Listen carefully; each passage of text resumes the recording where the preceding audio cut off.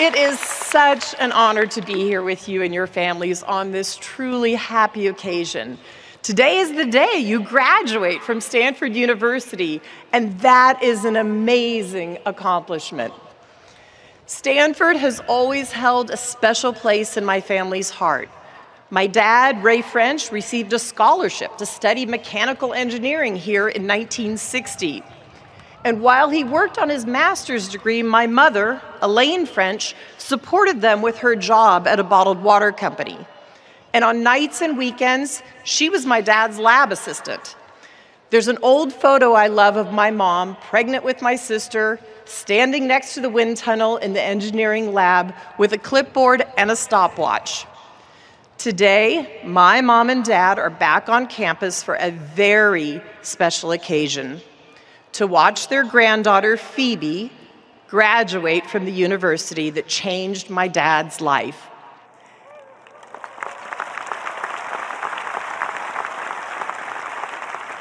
And Phoebe's not the only one to follow in his footsteps. My older daughter, Jen, and my son-in-law, Niall, earned degrees here too. So happy Father's Day, Dad, and to all the dads here. And Mom, thanks for making this story possible. I know there are many, many, many other parents, grandparents, and loved ones who are here and as proud to be here as my family and I are. Graduates, you have given us a lot to celebrate and also a lot to admire. You arrived on this campus already accomplished and ambitious young people. And during your time here, you've also proven how adaptable you are and what powerful advocates you are for the causes you believe in.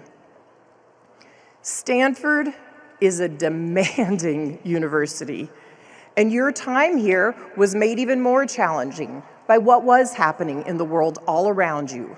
From a once-in-a-century pandemic that changed the way you lived and learned, to multiple wars that I know this campus is feeling very, very deeply.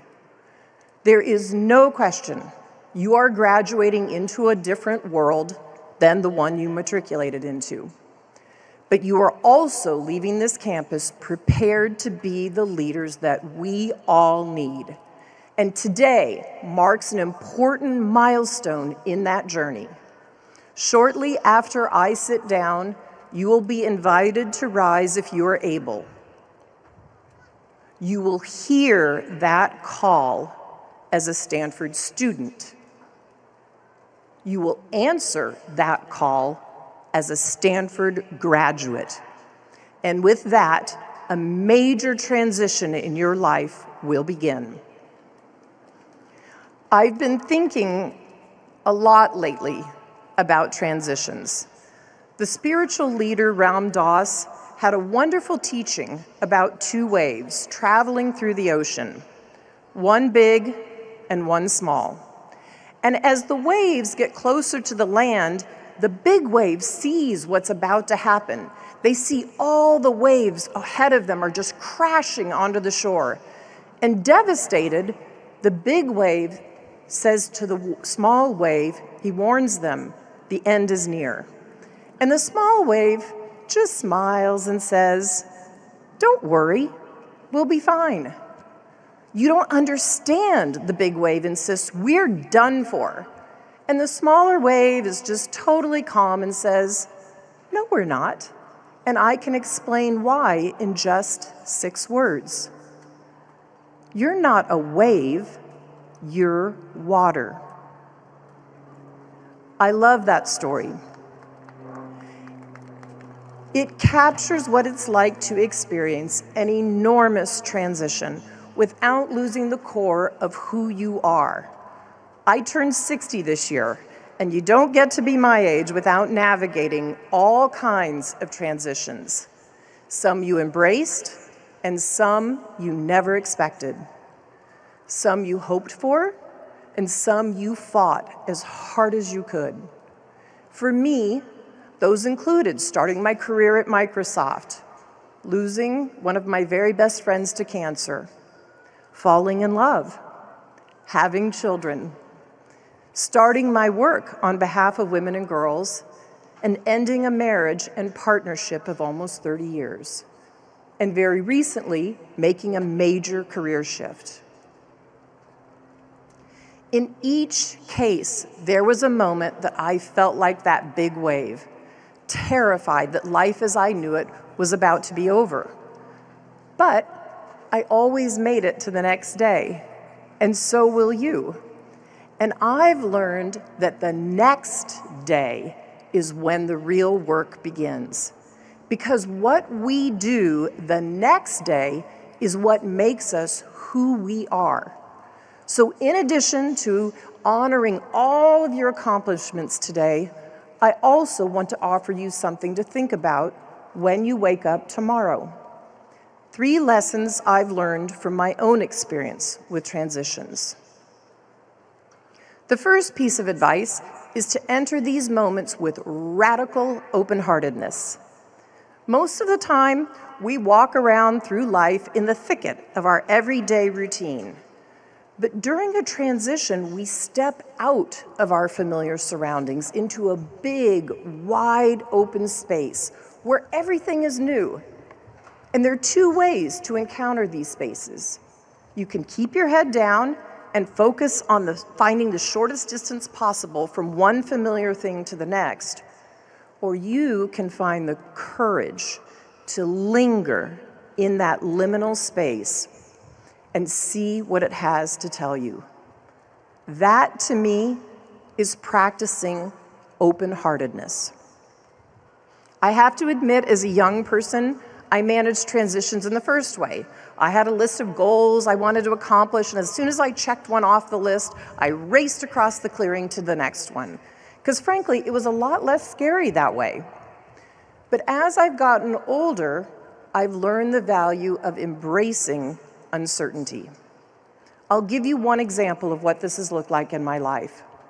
When I entered philanthropy more than 25 years ago, it was completely unfamiliar terrain. I didn't have any experience in global health or development yet. So I had a lot to learn, and I knew I'd need to pay attention. Now, initially, we thought the foundation's work was going to focus on vaccine access. But when I started traveling around the world to see the work in action, the women I met kept changing the subject. They'd say, "What about the shots I used to get?" they'd ask me. And they were talking about contraceptives. So I stopped and I listened to what they had to say.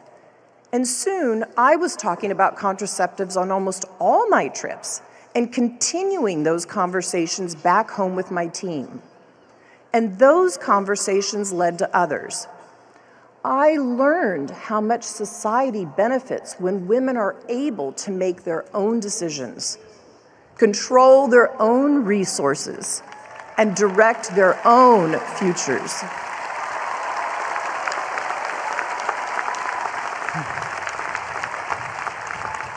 And I began to focus my efforts there instead.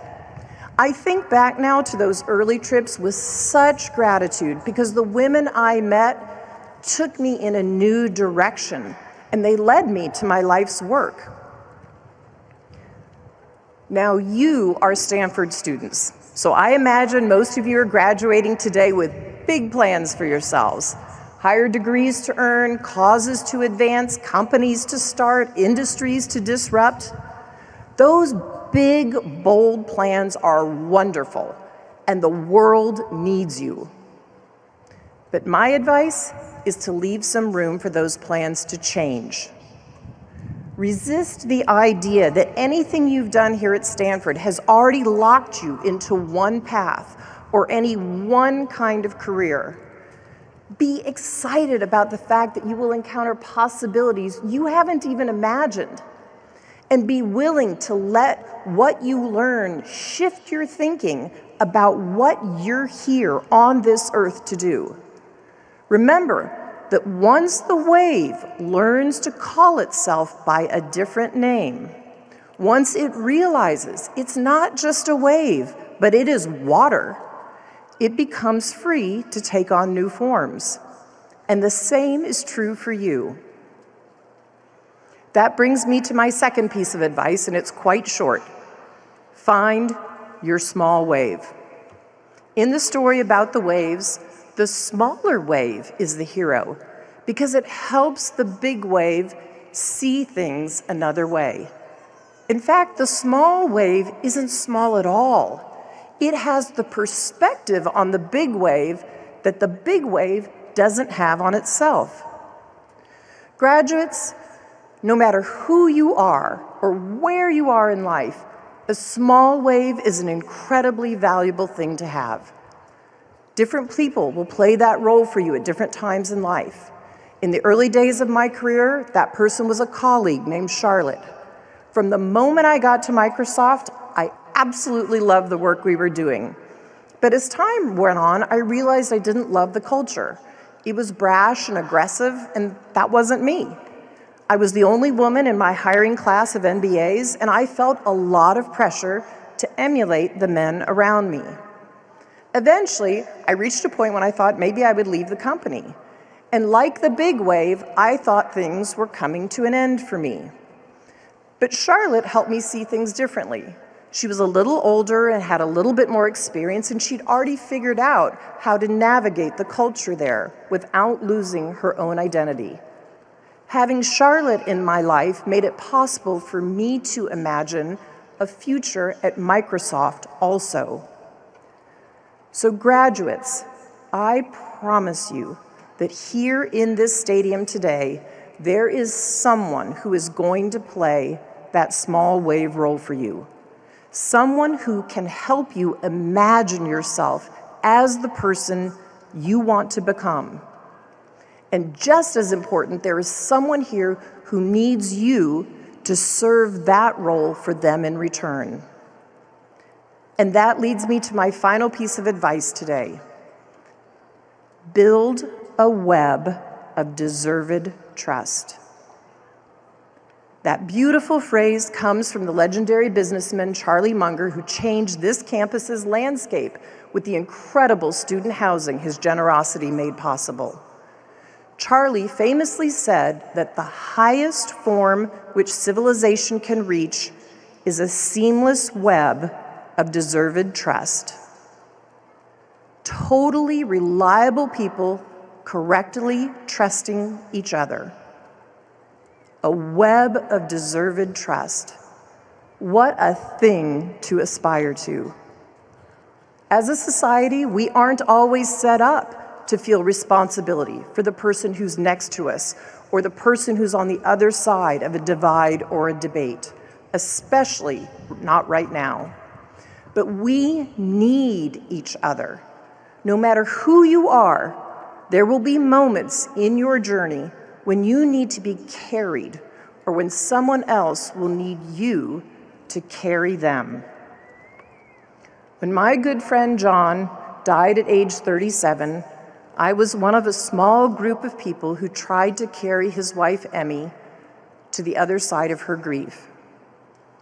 3 years ago, when my marriage ended, she was one of the people who carried me to the other side of mine.